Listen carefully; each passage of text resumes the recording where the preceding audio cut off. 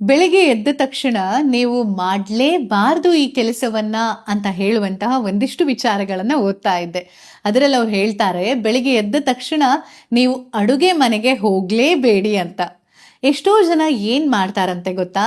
ಅಡುಗೆ ಮನೆಯಲ್ಲಿ ರಾತ್ರಿಯ ಪಾತ್ರೆಗಳನ್ನ ಹಾಗೇ ಸೇರಿಸಿ ಇಟ್ಬಿಡ್ತಾರೆ. ಅಂದ್ರೆ ಬೆಳಿಗ್ಗೆ ಎದ್ದು ತೊಳೆಯೋಣ ಅಂತ, ಅಥವಾ ತೊಳೆಯೋದಕ್ಕೆ ಯಾರಾದ್ರೂ ಬರ್ತಾರೆ ಆಮೇಲೆ ತೊಳೆದ್ರಾಯ್ತು ಅಂತ. ಆದ್ರೆ ಯಾವಾಗ ಆ ಅಸ್ತವ್ಯಸ್ತವಾಗಿರುವಂತಹ ಆ ಕೊಳೆಯಾಗಿರುವಂತಹ ಪಾತ್ರೆಗಳನ್ನ ಬೆಳಿಗ್ಗೆ ಎದ್ದ ತಕ್ಷಣ ನಾವು ನೋಡ್ತೀವೋ ಆಗ್ಲೇ ನಮ್ಮ ಮನಸ್ಸಿನಲ್ಲಿ ನೆಗೆಟಿವ್ ಬದಲಾವಣೆ ಅನ್ನುವಂಥದ್ದು ಆಗುತ್ತೆ. ಅಯ್ಯೋ ಇದು ಹೀಗೆ ಬಿದ್ಕೊಂಡಿದೆಯಲ್ಲ, ಕ್ಲೀನ್ ಇಲ್ವಲ್ಲ ಅಂತ. ಅಂದರೆ ಕ್ಲೆನ್ಲಿನೆಸ್ ಅನ್ನೋದು ತುಂಬ ಇಂಪಾರ್ಟೆಂಟ್ ಆಗಿರುತ್ತೆ.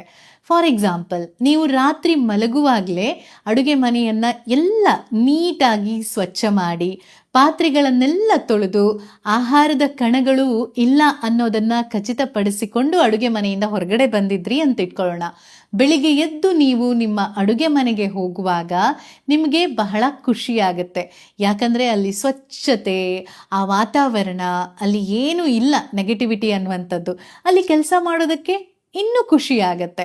ಹಾಗಾಗಿ ಯಾವಾಗಲೂ ಅಡುಗೆ ಮನೆಯನ್ನು ಸ್ವಚ್ಛವಾಗಿಟ್ಕೊಳ್ಳೋದು ಕೂಡ ನಮ್ಮ ಮನಸ್ಥಿತಿಯನ್ನು ಚೆನ್ನಾಗಿಡುತ್ತೆ ಅನ್ನೋದನ್ನು ನಾವು ಅರ್ಥ ಮಾಡ್ಕೋಬೇಕಾಗತ್ತೆ.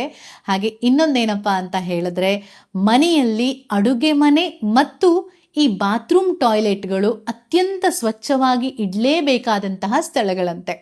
ಅಂತಹ ಮನೆಗಳಲ್ಲಿ ಲಕ್ಷ್ಮಿ ನೆಲೆಸ್ತಾಳೆ ಅನ್ನುವಂತಹ ಮಾತು ಕೂಡ ಇದೆ. ನಿಮಗೆ ಗೊತ್ತಿದೆ, ಅಡುಗೆ ಮನೆಯನ್ನ ಆರೋಗ್ಯ ಶಾಲೆ ಅಂತ ಹೇಳ್ತೀವಿ ನಾವು.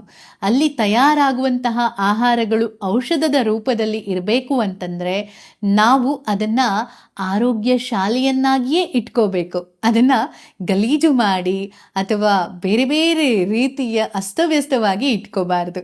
ಇನ್ನು ಮನೆಯನ್ನ ಕೂಡ ಹಾಗೆ ಇನ್ನು ನೀವು ಬೆಳಿಗ್ಗೆ ಎದ್ದು ಯಾವುದೇ ಕಾರಣಕ್ಕೆ ನಿಮ್ಮ ಮೊಬೈಲನ್ನು ನೋಡಬಾರ್ದು. ಯಾವಾಗ ನೀವು ನಿಮ್ಮ ಮೊಬೈಲನ್ನು, ಅದರಲ್ಲೂ ಸೋಷಿಯಲ್ ಮೀಡಿಯಾಗಳನ್ನು ನೀವು ನೋಡ್ತೀರೋ ಅಲ್ಲಿ ಬೇರೆಯವರ ಜೀವನ ನಿಮಗೆ ಕಾಣಿಸೋದಕ್ಕೆ ಶುರುವಾಗುತ್ತೆ. ಯಾವಾಗಲೂ ಬೇರೆಯವರ ಜೀವನ ತುಂಬ ಚೆನ್ನಾಗಿದೆ ಅಂತಾನೆ ತೋರಿಸೋದು ಈ ಸೋಷಿಯಲ್ ಮೀಡಿಯಾಗಳು. ಅಲ್ಲಿ ಯಾರೂ ತಮ್ಮ ನೆಗೆಟಿವಿಟಿಯನ್ನು, ತಮ್ಮ ಬೇಜಾರನ್ನು, ತಮ್ಮ ದುಃಖವನ್ನು ವ್ಯಕ್ತಪಡಿಸೋದಿಲ್ಲ. ನಿಮಗೂ ಕೂಡ ಚೆನ್ನಾಗಿ ಗೊತ್ತಿರುವ ವಿಷಯ. ನಾವು ಬೇರೆಯವರ ಜೀವನವನ್ನು ನೋಡಿದಾಗ ಬೆಳಗ್ಗೆನೆ ನಮ್ಗನ್ಸುತ್ತೆ, ಅವರೆಷ್ಟು ಖುಷಿಯಾಗಿದ್ದಾರಲ್ವಾ, ಅವ್ರ ಹತ್ರ ಇರೋದು ನನ್ನ ಹತ್ರ ಇಲ್ವಲ್ಲ ಅಂತ. ಅಲ್ಲೇ ಅರ್ಧಕ್ಕರ್ಧ ಎನರ್ಜಿ ಡೌನ್ ಆಯಿತು. ಇನ್ನು ನಾವು ಮೊಬೈಲಲ್ಲಿ ಸ್ಕ್ರೋಲ್ ಮಾಡ್ತಾ ಹೋಗ್ತೀವಿ. ಆಗ ನಮಗೆ ಡಿಸಿಷನ್ ಮೇಕಿಂಗ್ ಫ್ಯಾಟಿಗ್ ಅನ್ನುವಂತಹ ಒಂದು ಹೊಸ ಕಾಯಿಲೆ, ಅಂದರೆ ಡಿಸಿಷನ್ನ ತಗೊಳ್ಳೋದಕ್ಕೆ ಬೇಕಾದಂತಹ ಎನರ್ಜಿ ಹಂತ ಹಂತವಾಗಿ ಕಡಿಮೆ ಆಗ್ತಾ ಬರುತ್ತೆ.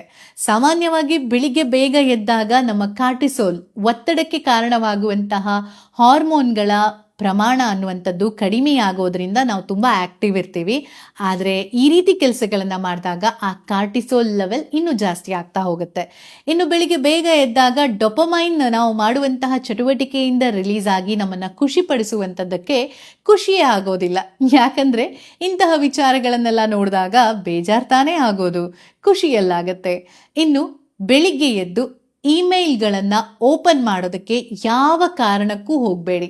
ಆಫೀಸಿಂದ ಒಂದಿಷ್ಟು ಮೇಲ್ಸ್ ಬಂದಿರುತ್ತೆ, ಅದಕ್ಕೆ ನೀವು ಉತ್ತರವನ್ನು ಕೊಡೋದಕ್ಕೆ ಇನ್ನೂ ಟೈಮ್ ಇದೆ. ಬೆಳಿಗ್ಗೆ ಎದ್ದ ತಕ್ಷಣ ನೀವು ಅದನ್ನು ಮಾಡೋದಕ್ಕೆ ಹೋಗಬಾರ್ದು.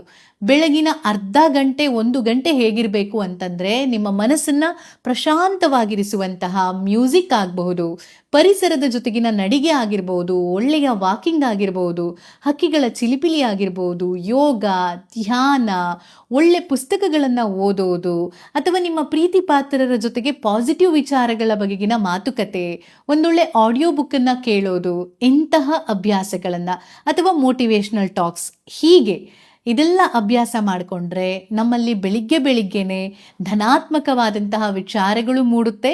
ಜೊತೆಗೆ ನಮ್ಮ ಎನರ್ಜಿ ಕೂಡ ತುಂಬ ಹೈ ಲೆವೆಲ್ಗೆ ಹೋಗುತ್ತೆ. ಆ್ಯಂಡ್ ಇಂತಹ ಹೈ ಲೆವೆಲ್ಗೆ ಹೋಗುವಂತಹ ಎನರ್ಜಿಯೇ ಇಡೀ ದಿನ ನಮ್ಮನ್ನು ಆ್ಯಕ್ಟಿವ್ ಆಗಿರುವ ಹಾಗೆ ನೋಡ್ಕೊಳ್ಳುತ್ತೆ. ಹಾಗಾದರೆ ಬೆಳಿಗ್ಗೆ ಎದ್ದು ನಮ್ಮ ಅಜ್ಜಿ ಕಾಲದಲ್ಲಿ ಹೇಳೋ ಹಾಗೆ ದೇವರ ಫೋಟೋ ನೋಡೋದು, ಅಥವಾ ಕೈಗಳನ್ನು ನೋಡಿಕೊಂಡು ಕರಾಗ್ರೆ ವಸತೆ ಲಕ್ಷ್ಮಿ, ಕರಮಧ್ಯೆ ಸರಸ್ವತಿ, ಕರಮೂಲೆ ಸಿತಾಗೌರಿ, ಪ್ರಭಾತೆ ಕರದರ್ಶನಂ, ಇಂತಹ ಶ್ಲೋಕವನ್ನು ಹೇಳೋದು, ಭೂಮಿ ತಾಯಿಗೆ ಬಗ್ಗಿ ಮುಟ್ಟಿ ನಮಸ್ಕರಿಸೋದು, ಆಕಾಶಕ್ಕೆ ಕೈ ಮುಗಿದು ನಮಸ್ಕರಿಸೋದು, ಸೂರ್ಯನಿಗೆ ನಮಸ್ಕಾರ ಮಾಡೋದು, ಫಲ ಪುಷ್ಪ ಕೊಡುವ ಗಿಡ ಮರಗಳನ್ನು ನೋಡೋದು, ಹಸಿರನ್ನು ನೋಡೋದು, ಇವೆಲ್ಲವೂ ನಮ್ಮಲ್ಲಿ ಧನಾತ್ಮಕವಾದಂತಹ ಯೋಚನೆಗಳನ್ನು ಮೂಡಿಸುವ ಒಳ್ಳೆಯ ವಿಚಾರಗಳಾಗಿರುತ್ತೆ. ಹಾಗಾದರೆ ಇದರಲ್ಲಿ ಯಾವುದನ್ನು ಆಯ್ಕೆ ಮಾಡ್ಕೋಬೇಕು ಅನ್ನುವಂತಹ ಬುದ್ಧಿವಂತಿಕೆ ನಮ್ಮಲ್ಲಿದ್ದರೆ ಖಂಡಿತವಾಗಿಯೂ ನಾವು ಆ ದಿನವೆಲ್ಲ ಖುಷಿ ಖುಷಿಯಾಗಿರೋದಕ್ಕೆ ಸಾಧ್ಯ. ನಮಸ್ಕಾರ. ಇಂತಹ ಒಳ್ಳೆಯ ವಿಚಾರಗಳ ಜೊತೆ ಮತ್ತೆ ಮತ್ತೆ ಹೀಗೆ ಬರ್ತಾ ಇರ್ತೀನಿ. ನಮಸ್ಕಾರ.